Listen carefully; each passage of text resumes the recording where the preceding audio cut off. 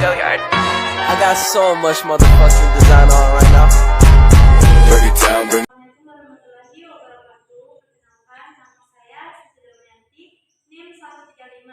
Baiklah, pada kesempatan kali ini saya akan menjelaskan tentang teori neoklasik. Dalam teori neoklasik terdapat tiga pendapat para ahli yang terkenal, yaitu dari Harold Domar, Robert Solow, dan Salpeter. Nah, pada kesempatan ini kita akan membahas masing-masing ketiga teori itu ya. Teori pertama yaitu teori Harold Domar. Teori ini sebenarnya dijelaskan secara terpisah, di mana dilakukan oleh Harold terlebih dahulu, kemudian muncullah teori Domar.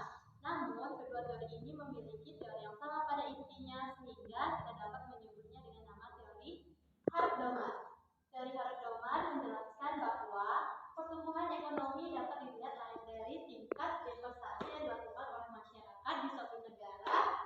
Di mana investasi yang dilakukan di suatu negara, maka perusahaan akan memperoleh modal yang lebih banyak lagi dari investasi tadi, sehingga perusahaan akan memproduksi barang dan jasa lebih banyak lagi.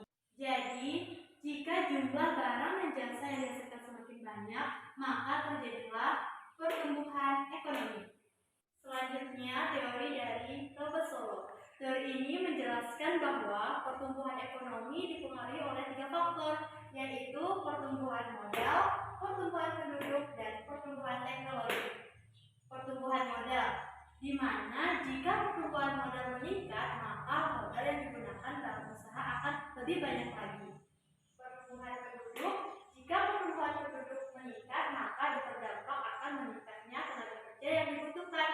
Sedangkan pertumbuhan teknologi, jika pertumbuhan teknologi meningkat, maka teknologi yang digunakan akan semakin canggih, teman-teman.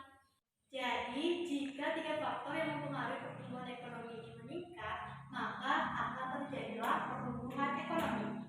Teori terakhir yaitu teori dari Salpeter. Teori ini menjelaskan bahwa pertumbuhan ekonomi dapat dilihat dari tingkat inovasi yang dilakukan oleh pengusaha atau entrepreneur dalam mengembangkan produknya, sehingga semakin banyak inovasi yang dilakukan oleh pengusaha, maka akan meningkatkan laju pertumbuhan ekonomi. Nah, itulah dia penjelasan dari ketiga teori pertumbuhan ekonomi. Ingat saja, jika teori pertumbuhan Harold Domar mengaitkan pertumbuhan ekonomi dengan tingkat investasi, sedangkan teori Robert Solow mengaitkan pertumbuhan ekonomi dengan pertumbuhan modal, penduduk, dan teknologi. Sedangkan teori Salpeter mengaitkan pertumbuhan ekonomi dengan inovasi pengusaha. Sekian yang dapat saya jelaskan, kurang lebihnya mohon dimaafkan. Wassalamualaikum warahmatullahi wabarakatuh.